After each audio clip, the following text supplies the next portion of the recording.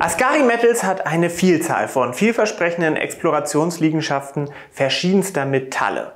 In Australien, da exploriert die Firma sowohl Kupfer, Gold und Lithium als auch seltene Erden auf seinen Projekten. Kürzlich, da hat die Firma dann auch den Sprung nach Namibia gemacht und dort ebenfalls ein aussichtsreiches Lithiumprojekt erworben. Seit unserem letzten Interview ist die zweite Bohrphase in Namibia nun abgeschlossen und ich wollte von Gino einmal ein Update zum aktuellen Stand der Firma bekommen.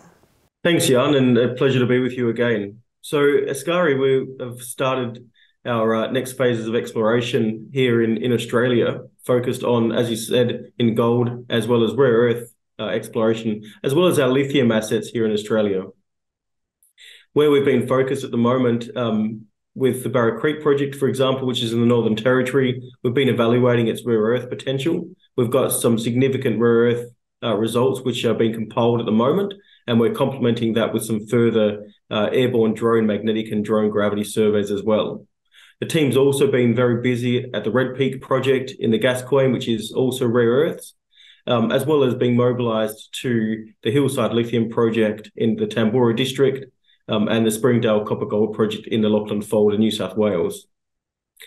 In Namibia, again, very busy, actively exploring the Weiss Lithium project. We've recently completed our phase 2 drilling campaign, which was an RC campaign of just over 3,500 metres and 59 drill holes. To date, we've drilled just shy of 10,000 metres and 173 drill holes at the Weiss project in Namibia.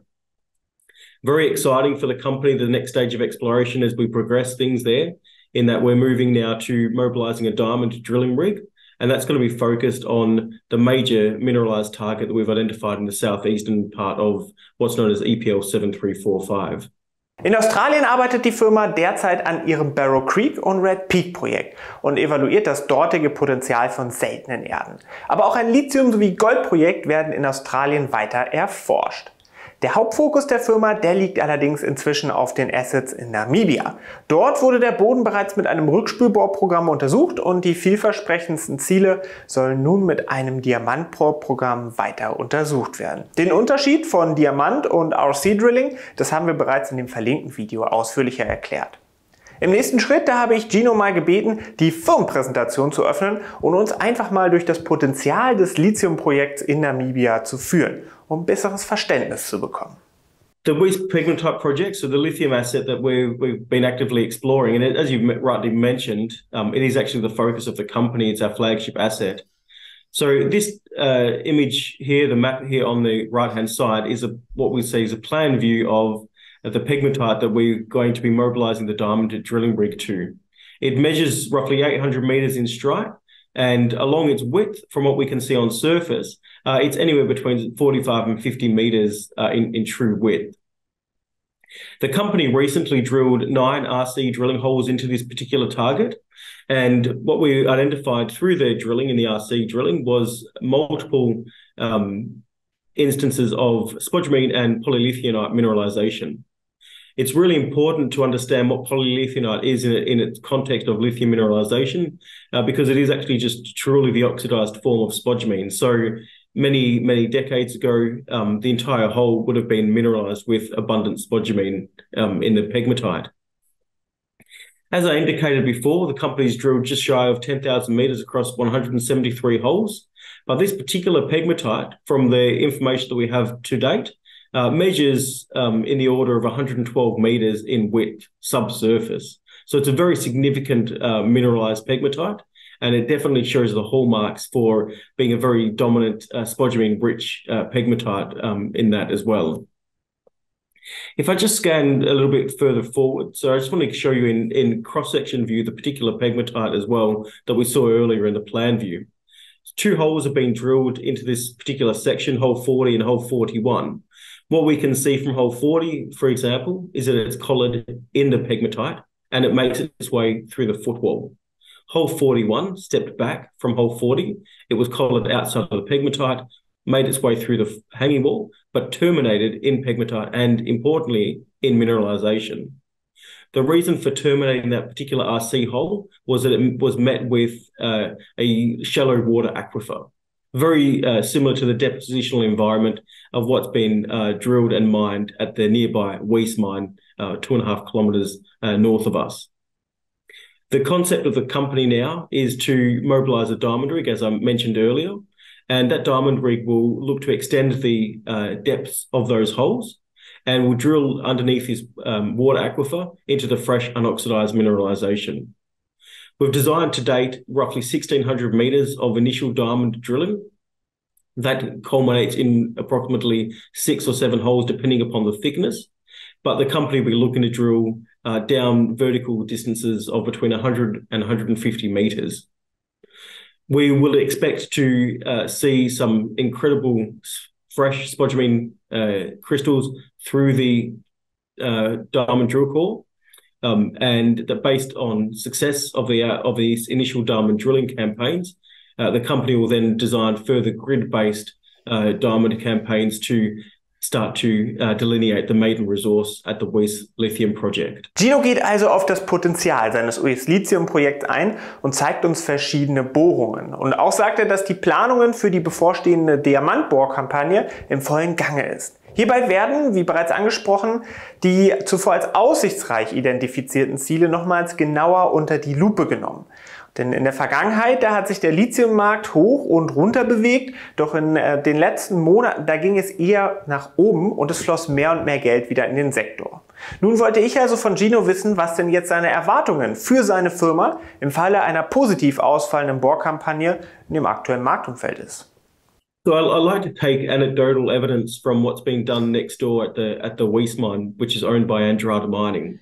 And one of the things that we're most excited by as well is the process that Andrade is running with Barclays as their investment bank. They're looking for a strategic partner to come in and co-invest in their project. That's going to be really important for companies such as Askari that operate right next door to them in that same Weiss pegmatite belt. The reason for that is because it's going to bring a lot more end user focus into the region, and it will actually just start to demonstrate the pedigree of mineralization and the importance of this Weiss pegmatite belt as being a major contributor to lithium production in Namibia. Askari is very fortunate, and we've got what I call a first mover advantage in terms of our ability to come in and consolidate and aggressively explore the region. And this is something that the company is going to continue to do, certainly over the near term, until we haven't built up that sufficient strategic footprint that we've been so sort of bullish in terms of constructing from the first acquisition. We have seen significant investment into the lithium space most recently, and it's certainly coming into the junior end of the market as well. So I think it's going to be a really important period for Askari, particularly as we wait for the assay results from the phase 2 drilling at 7345, as well as the phase 1 drilling at 8535, and as we get the diamond drilling going at the southeastern mineralized pegmatite at 7345 as well. Gino spricht über den Nachbar seines US-Lithium-Projekts. Diese sind aktuell auf der Suche nach strategischen Partnern, welche der Region mehr Aufmerksamkeit bringen könnten. Denn diese Region ist noch nicht sehr stark mit Explorationsfirmen überlaufen und Askari ist sowas wie der First Mover. Durch die Aufmerksamkeit des Marktes für diese anscheinend aussichtsreiche Lithiumregion könnte auch Askari dann logischerweise mittelfristig profitieren. Deswegen wollte ich zuletzt von Gino nochmal eine Zusammenfassung der Story der Firma für die kommenden Monate bekommen.